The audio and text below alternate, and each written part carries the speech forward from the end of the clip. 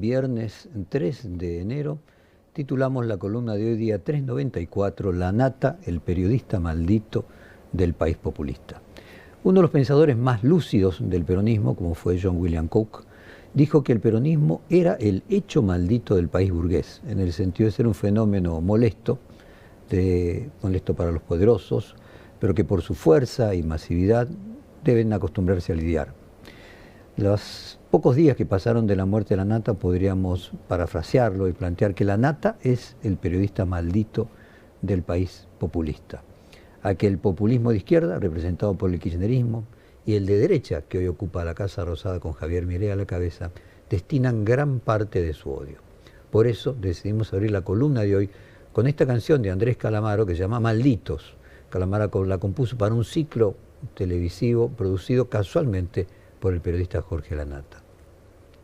En la década del 70, en la Universidad de Palo Alto, California, se desarrollaron profundas investigaciones sobre diferentes ramas de la ciencia de la comunicación que resultaron totalmente innovadoras en distintas áreas del conocimiento, y gran parte de la terapia psicológica familiar viene de esa experiencia. En el área de comunicación, el filósofo y psicólogo Paul Watzlawick desarrolló la teoría de la comunicación radical.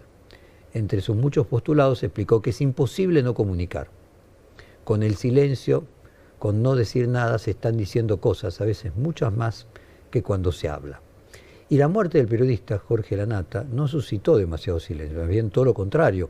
Luego de su fallecimiento, las tapas de los principales diarios ubicaron su foto en un espacio central y dentro de los ejemplares, con notas que reflexionaban sobre su trayectoria, coparon generosamente las ediciones de papel. En la radio, los programas de televisión, los programas de streaming llenaron horas y horas con notas y entrevistas, informes especiales y editoriales hablando de la Nata. En estos días parece que todo el mundo tenía algo que decir acerca de la Nata. Todos, a excepción de los dos principales dirigentes políticos del país, el presidente Javier Milei y la líder del peronismo, Cristina Kirchner. ¿Qué diría Paul Watzlawick de este silencio?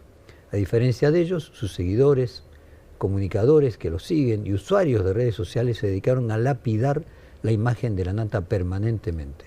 Por momentos, kirchneristas y libertarios se unieron en un festejo de insultos contra una misma persona. Hay un viejo proverbio árabe que dice que el enemigo de mi enemigo es mi amigo. Esta máxima no parece aplicarse en la batalla cultural mileísta ni en la lucha nacional y popular contra la corpo que libra el kirchnerista. Corpo y casta, ¿no? Son como las dos palabras de un lado y del otro, las dos con dos sílabas, las dos comienzan con C. ¿Por qué desde extremos ideológicos tan alejados se odia al mismo periodista? ¿Hay en este odio alguna clave para pensar la actual coyuntura argentina? Uno de los principales comunicadores digitales de los libertarios, Nicolás Márquez, hizo un editorial en su canal de YouTube que vale la pena analizar para entender este encono tan importante que el gobierno tiene con la Nata y en particular con el periodismo en general, y tratar de ver si no estamos aquí frente a la piedra Rosetta, es decir, aquello que nos permita entender todo un lenguaje que significan los libertarios y que significan los kirchneristas, y que mutuamente entre ellos se terminen consumiendo en su propia salsa. Vamos a escuchar ahora el video de Nicolás Márquez, 2 de enero, diciendo: es lamentable cómo le rinden tributos a mitos vivientes históricos. Hace pocas horas reventó en su ley Jorge Lanata, personaje que despertó y sacudió, y entonces desde todos lados le rendían pleitesía y todos los honores, y lo trataban como si se hubiese ido un prócer, un prohombre, el padre del periodismo, el príncipe en la lucha contra la corrupción, y lo cargaban de títulos, honores, méritos, virtudes. Y la realidad es que todo eso es falso. Algunas cosas son ciertas y algunos méritos tiene.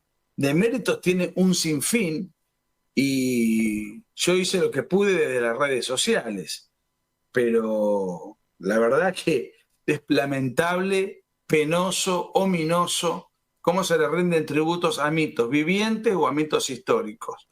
Muchos de los mitos históricos me siento responsable, orgullosamente, de haber contribuido a derribarlos. Otros perviven porque no se derriban de un día para el otro. Reventó, esa fue la palabra que utilizó con un profundo mal gusto Nicolás Márquez, este ideólogo libertario, sobre la nata. Es como si el objetivo fuese la destrucción de la credibilidad periodística de la figura de la nata. Y podríamos decir que mientras Milei en 2015 trabajaba para un think tank de Scioli junto a Guillermo Francos, la nata estaba haciendo importantes denuncias contra la corrupción kirchnerista, que terminaron con varios funcionarios en prisión y con la derrota electoral en ese momento de su propio empleador, o sea, de Scioli, empleador de Milei. Ahora se invirtieron los roles.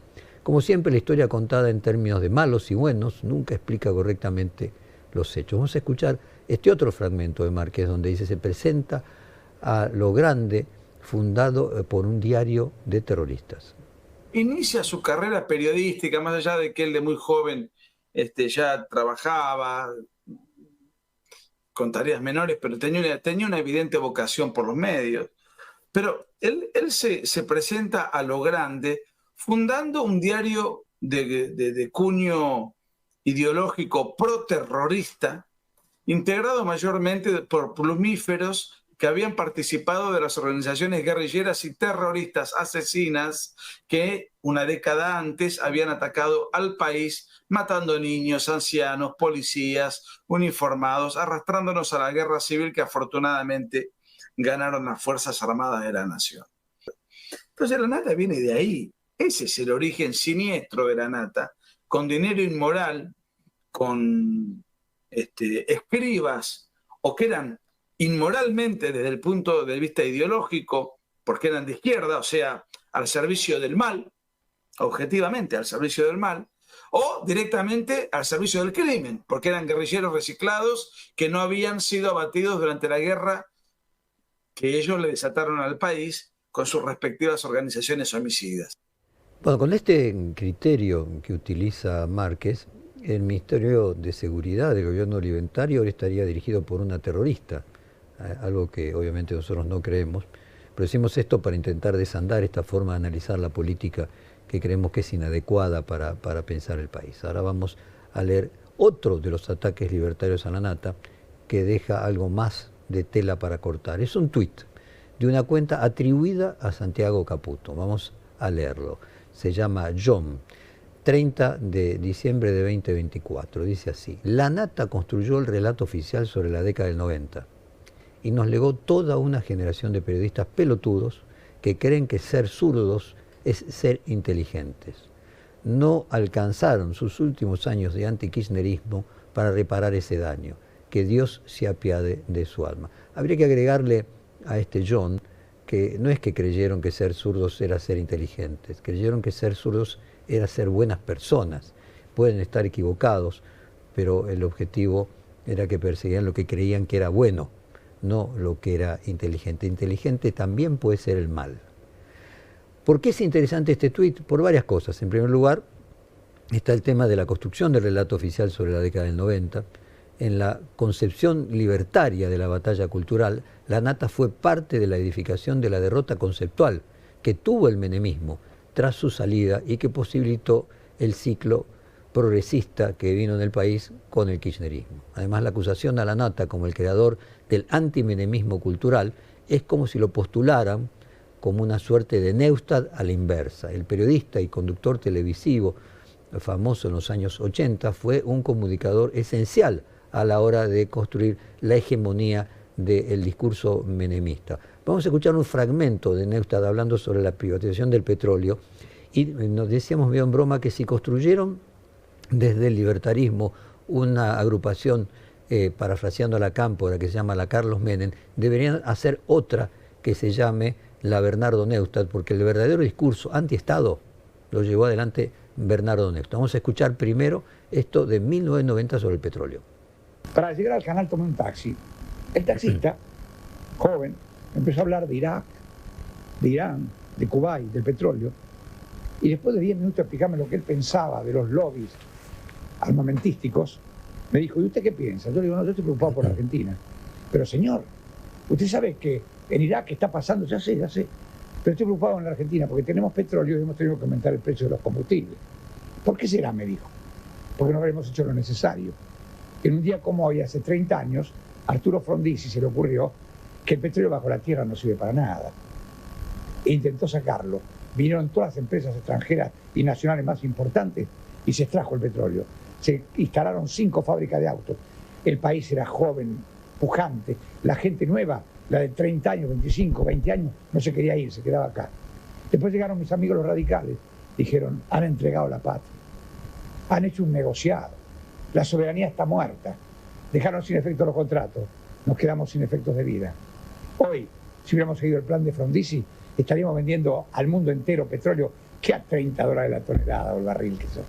Pero hubiéramos vendido a cualquier precio. Pero no fuimos capaces de mantener aquella política, aquella conducta, y estamos como estamos. Tenemos que aumentar en un país con petróleo el precio del combustible. Y vamos ahora a Bernardo Neustadt, defiende el paquete fiscal del menemismo. El Fondo Monetario Internacional nos guiñó el ojo y, miren muchachos, si mañana el Congreso se porta bien y vota el paquete fiscal, ustedes van a tener 5.000 millones de dólares. Todo esto es plata grande. Usted dirá, bueno, pues a mí que me toca, dice doña Rosa. Y mire, si todo esto se cumple, si los empresarios pueden crear fuentes de trabajo, que para eso nacieron, entonces su hijo va a tener trabajo, su marido.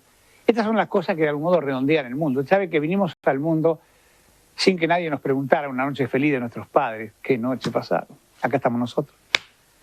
Y nos vamos sin que nos pidan ninguna explicación, sin que nos diga, ¿querés irte? Nos vamos a ir así. En el medio, a lo mejor tenemos que esperar lo que va a pasar esta noche. ¿Qué hora es? 10:02. El otro caballo me pidió 5 minutos de este programa. Le dije, ¿cómo no? Después me puse a pensar, no será para suicidarse en cámara, ¿no? No, a lo mejor viene a explicarnos cómo nos podemos suicidar si el Congreso no hace el quórum, no quiere votar leyes que son indispensables para el país. Bueno, aquí vamos a los ciclos de la vida. Mientras Neustadt defendía las políticas del menemismo, es decir, dinamitaba el Estado y el minarquismo que hoy quiere llevar adelante Milei, fue primero llevado adelante por Menem en función de la construcción de ese relato propio de los años 80, la Nata criticaba desde página 12 cuando los efectos de la convertibilidad generaban pobreza y desocupación, y el periodismo opositor encontró una audiencia cada vez más grande. Además, la fundación de Página 12 despertó la vocación periodística de varias generaciones de colegas que hoy se sitúan en el espectro de la izquierda progresista del arco político. Pero la Nata no era de izquierda. Hay una entrevista muy interesante en la que el periodista define su posición política. Es una entrevista con Mariano Grondona el 7 de julio de 1990. Escuchémosla. ¿Cómo se ubica la izquierda hoy frente al mundo que está cambiando? Es decir, ¿cómo lo afecta a usted el fenómeno Gorbachev? ¿A usted cómo lo afecta? Me encanta que usted me ubique a mí dentro de la izquierda. No, yo no estoy dentro de la izquierda. Yo sería una especie de liberal de izquierda, cosa bastante rara. ¿Un liberal? Un liberal. La revista Newsweek hace 2 o 3 meses atrás sacó un artículo hablando de la prensa en América Latina, y cuando habla de Página 12 lo califica como el diario liberal Página 12. Yo creo que pertenezco al... Bueno, aclaremos un poquito a los espectadores. En Estados Unidos, liberal, se le dice lo que acá se llama... ¿zurdo? ¿Sería? No. No me diga que me va a decir como maslatón, Totman es zurdo, por favor. Claro, acá todo el mundo de golpe es zurdo. Lo que pasa es que este país está demasiado corrido a la derecha. Sí, realmente es verdad. Demasiado corrido a la derecha. Bueno, un liberal en sentido norteamericano, ya lo explicamos decenas de veces, casualmente quiere decir alguien de izquierda. Es una noción que no tiene grandes correlatos políticos con la Argentina, pero desde la perspectiva norteamericana sí, eso es el progresismo, y particularmente son en la Argentina los más atacados por Milei. Podríamos decir que Ernesto Tenenbaum se ubica en este lugar, hacer lo mismo también con Mario O'Donnell y tantos otros, muchos de los cuales fueron discípulos de la Nata, y en ese sentido el tuit atribuido a Santiago Caputo tiene un punto. Ahora, parte del radicalismo también puede ubicarse en este lugar, la coalición cívica, Horacio Rodríguez Larreta. Es interesante en este sentido el desplazamiento significante de este último apellido, tanto de Larreta con la Nata, porque tanto los libertarios como los kirchneristas llamaron al ex jefe de gobierno porteño la Rata. Coincidieron tanto Cristina Kirchner, los partidarios de Cristina Kirchner, como hoy los partidarios de Milei, en llamar a Larreta la Rata. De la misma manera llaman ahora a la Nata, la Rata. Las ratas para Milei son los diputados que no votan sus leyes, muchos de los cuales son los liberals del radicalismo y de la coalición cívica. Tal vez este lugar político sea el verdadero blanco del gobierno detrás del ataque al periodismo en general, y la nata en particular, el liberalismo, que es tan liberal en lo económico como en lo cultural y en lo político, es desafiante para el gobierno. En Brasil estos espacios se alinearon, por ejemplo, a Lula para terminar derrotando a Bolsonaro. En Argentina, si este espacio se formase, podría forzar una renovación en el peronismo y protagonizar un frente opositor altamente competitivo, ¿no? Y por el otro lado, si el gobierno libertario acusa a la nata de formar parte del discurso oficial de la década del 90, el kirchnerismo lo acusa de haber contribuido a la victoria del macrismo por las denuncias a la corrupción de Cristina Kirchner. O podríamos decir así. Así como Neustadt asoció Estado a lo malo, la nata asoció político a corrupción.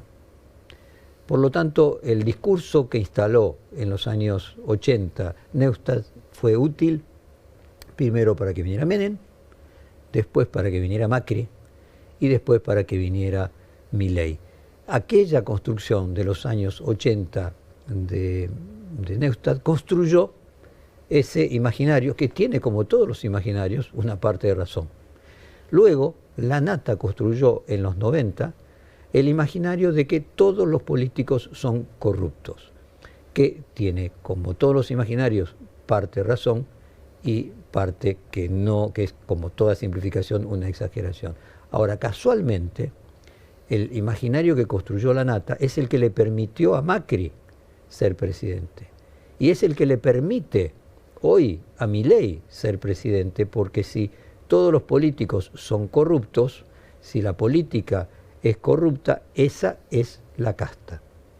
Probablemente estemos frente a la piedra roseta para entender la política argentina de hoy en día, donde se juntan los kirchneristas y los libertarios en una confusión ideológica donde cada uno acusa al otro de haber construido una parte del relato, sin darse cuenta que obviamente el relato no lo construyó el pobre Jorge Lanata, lo construyó también Lilita Carrió, lo construyó mucha gente progresista, lo construyó el radicalismo, lo construyó lo que quedaba del alfonsinismo, lo construyeron tantos otros medios de comunicación que no quiero ser autorreferencial. Pero esta hipótesis de que se construyen relatos que luego hacen posible la llegada de determinados presidentes, tendrían que ver que en realidad tanto Neustadt como la nata fueron los constructores de los relatos que hoy se sintetizan en este presidente que tenemos, que se llama Javier Milei. Sería más fácil pensar que un periodista está haciendo su trabajo si ambos bandos de la grieta lo critican por llegar a sus adversarios al poder. ¿No será que su intención no era ayudar a nadie, sino sencillamente contar lo que sucedía? ¿No sería más fácil criticar al menemismo por la corrupción, la pobreza y la desocupación, al kirchnerismo por la corrupción, la inflación, el desorden macroeconómico, que el periodista y tantos otros señalaron tanto de unos como de otros? Evidentemente acá hay algo que molesta especialmente a los libertarios. Voy a pedir que coloquemos un fragmento de un reportaje a Milei donde él dice que para él es peor un socialdemócrata que un comunista. Los primeros libertarios, los anarquistas originales, eran de izquierda, sí. ¿Y tener respeto por ellos te genera alguna primos lejanos? ¿Qué sentís por ellos?